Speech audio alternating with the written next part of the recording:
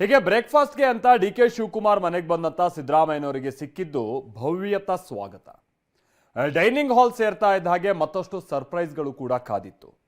ಮೈಸೂರು ಶೈಲಿಯ ನಾಟಿ ಕೋಳಿ ಸಾರು, ಬಿಸಿ ಬಿಸಿ ಇಡ್ಲಿಯ ಇವತ್ತಿನ ಟಿಫನ್ ಟಾಕ್ನ ಮುಖ್ಯ ಆಕರ್ಷಣೆ ಆಗಿತ್ತು.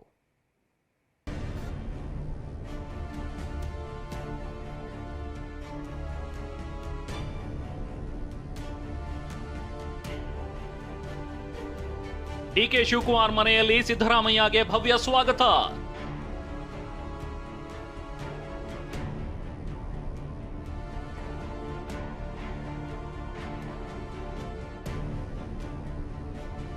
ಸಿಎಂ ಕಾಲಿಗೆ ಬಿದ್ದ ಡಿ.ಕೆ. ಸುರೇಶ್, ಕುಣಿಗಲ್ ರಂಗನಾಥ್.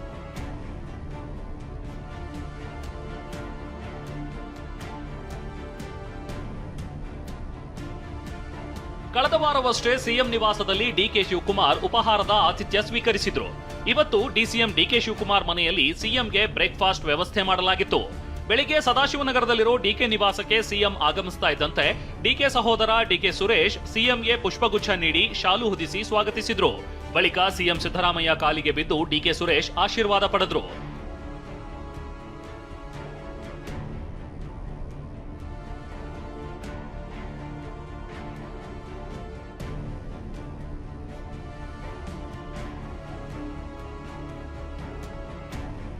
ಜೊತೆಗೆ ಇದ್ದ ಡಿ.ಕೆ. ಶಿವಕುಮಾರ್ ಸಿಎಂಗೆ ಹಸ್ತಲಾಘವ ಮಾಡಿ ಮನೆಗೆ ವೆಲ್ಕಮ್ ಮಾಡಿದ್ರು.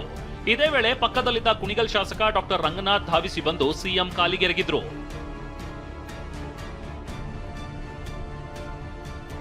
ಬಳಿಕ ಡಿ.ಕೆ. ಶಿವಕುಮಾರ್ ನಿವಾಸದ ಡೈನಿಂಗ್ ಹಾಲ್ನಲ್ಲಿ ಉಪಹಾರದ ವ್ಯವಸ್ಥೆ ಮಾಡಲಾಗಿತ್ತು. ಸಿಎಂ ಸಿದ್ದರಾಮಯ್ಯ ನಾಟಿ ಕೋಳಿ ಸಾರ್ ಜೊತೆ ಬಿಸಿ ಬಿಸಿ ಇಡ್ಲಿ ಸವಿದ್ರು. ಆದರೆ ಡಿ.ಕೆ. ಶಿವಕುಮಾರ್ ವೆಜ್ ಪಲ್ಯ ಇಡ್ಲಿ ತಿಂದ್ರು.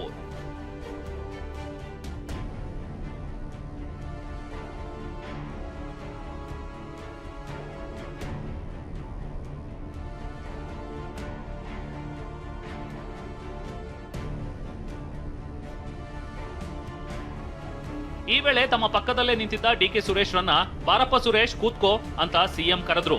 ಟೇಬಲ್ನಲ್ಲಿ ಕೂರಿಸಿದ್ರು. ಬಳಿಕ ಡಿ.ಕೆ. ಸುರೇಶ್ ಕೂಡ ಸಿಎಂ ಸಿದ್ದರಾಮಯ್ಯ ಅವರ ನಾನ್ ವೆಜ್ ಬ್ರೇಕ್ಫಾಸ್ಟ್ಗೆ ಜೊತೆಯಾದ್ರು.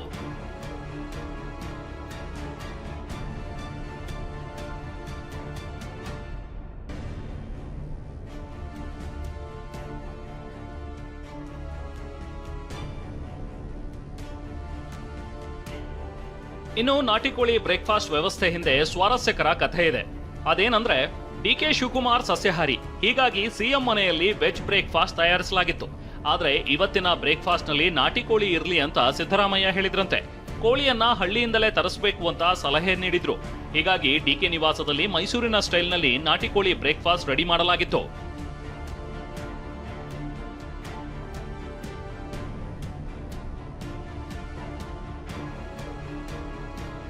ಇವನು ವೆಜಿಟೇರಿಯನ್ನು, ನಾನು ನಾನ್ ವೆಜಿಟೇರಿಯನ್ನು. ಆದರೂ ನಾನು ನಾನ್ ವೆಜಿಟೇರಿಯನ್ ಮಾಡಿಸಿರ್ಲಿಲ್ಲ. ಇವನಿಗೆ ಹೇಳಿದೆ, ನೋಡಪ್ಪ ಇದರಿಂದ ಹಳ್ಳಿಯಿಂದ ಕೋಳಿ ತಗೋಬಾ ಇಲ್ಲಿ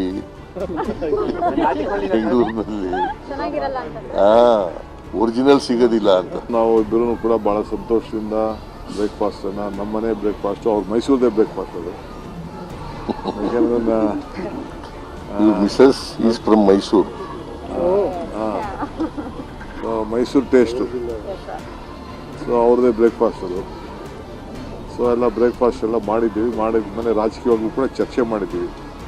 ಬ್ರೇಕ್ಫಾಸ್ಟ್ ಬಳಿಕ ಸಿಎಂ ಸಿದ್ದರಾಮಯ್ಯಗೆ ಡಿ.ಕೆ. ಶಿವಕುಮಾರ್ ತಮ್ಮ ಮನೆ ತೋರಿಸಿದ್ರು. ಹಳೆ ಫೋಟೋಗಳನ್ನ ತೋರಿಸಿದ ಡಿ.ಕೆ. ತಮ್ಮ ಹೋರಾಟದ ದಿನಗಳ ಬಗ್ಗೆ ಮಾಹಿತಿ ನೀಡಿದ್ರು.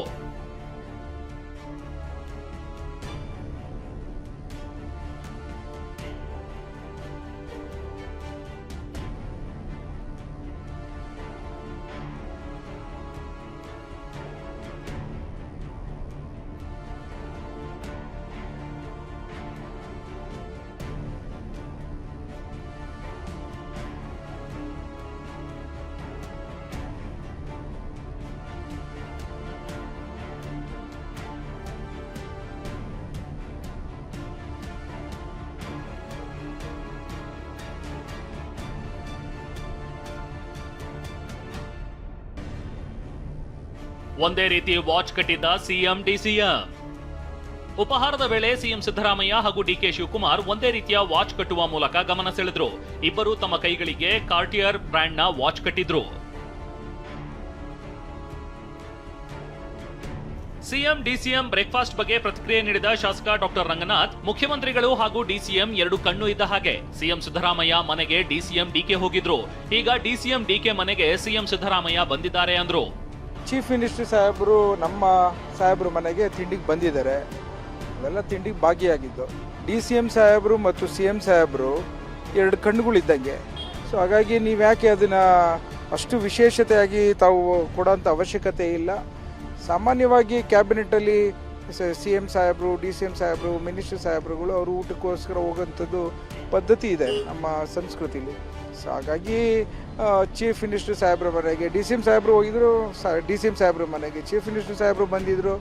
ಸೊ ಕಾಂಗ್ರೆಸ್ ಪಕ್ಷ ಒಂದು ಕುಟುಂಬವಾಗಿ ಮುಂದೆ ತೆಗೆದುಕೊಂಡು ಹೋಗೋಂಥದ್ದನ್ನ ಮಾಡ್ತಾ ಇದ್ದೇವೆ. ಡಿಸಿಎಂ ಡಿಕೆ ಶಿವಕುಮಾರ್ ಬಗ್ಗೆ ಮಾತನಾಡಿದ ಶಾಸಕ ಕದಲೂರು ಉದಯ್, ಹೈಕಮಾಂಡ್ ನಿರ್ಣಯ ಮಾಡಿದ್ರೆ ಡಿಕೆ ಸಿಎಂ ಆಗಬಹುದು, ನಮ್ಮದು ಅದೇ ಆಸೆ, ಮೊದಲಿನಿಂದ ಹೇಳುತ್ತಲೇ ಬಂದಿದ್ದೇವೆ ಅಂದಿದ್ದಾರೆ. ಈಗ ಅವರು ಕಾಂಗ್ರೆಸ್ ಅಧ್ಯಕ್ಷರಾಗಿದ್ದಾರೆ, ಸುದೀರ್ಘವಾಗಿ 5 ವರ್ಷ ಪೂರೈಸಿದ್ದು ಇತ್ತೀಚೆಗೆ ಮುಗಿದಿದೆ, 6ನೇ ವರ್ಷ ಕಂಟಿನ್ಯೂ ಆಗ್ತಿದ್ದಾರೆ. ಹಿಂದೇನೂ ಹಲವಾರು ಸಚಿವರಾಗಿ ಅವರು ಕೆಲಸವನ್ನು ಮಾಡಿದ್ದಾರೆ. ಈಗೂ ಕೂಡ ಉಪಮುಖ್ಯಮಂತ್ರಿ ಆಗಿದ್ದಾರೆ, ನೀರಾವರಿ ಸಚಿವರಾಗಿದ್ದಾರೆ ಮತ್ತು ಬೆಂಗಳೂರು ನಗರ ಅಭಿವೃದ್ಧಿ ಸಚಿವರು ಕೂಡ ಆಗಿದ್ದಾರೆ. ಪಾರ್ಟಿಲಿ ಸರ್ಕಾರದ ಬಗ್ಗೆ ಪಾರ್ಟಿ ವಿಚಾರ ಆಗಬೇಕಾಗಿರೋದು ಹೈಕಮಾಂಡ್ ಹತ್ರ, ಅದು ಡೆಲ್ಲಿಲಿ ಆಗ್ತದೆ. ಡೆಲ್ಲಿಲಿ ತೀರ್ಮಾನ ಏನು ಕೊಡ್ತೋ ಅದರಂತೆ ಎಲ್ಲ ಇಲ್ಲಿ ನಡ್ಕೊಂಡು ಹೋಗ್ತಾರೆ. ಡಿಕೆ ಶಿವಕುಮಾರ್ ಮನೆಯಲ್ಲಿ ಆಯೋಜಿಸಲಾಗಿದ್ದ ಬ್ರೇಕ್ಫಾಸ್ಟ್ ಮೀಟಿಂಗ್ ಹಲವು ವಿಶೇಷತೆಗಳ ಮೂಲಕ ಗಮನ ಸೆಳೆಯಿತು. Bureau report, TV9.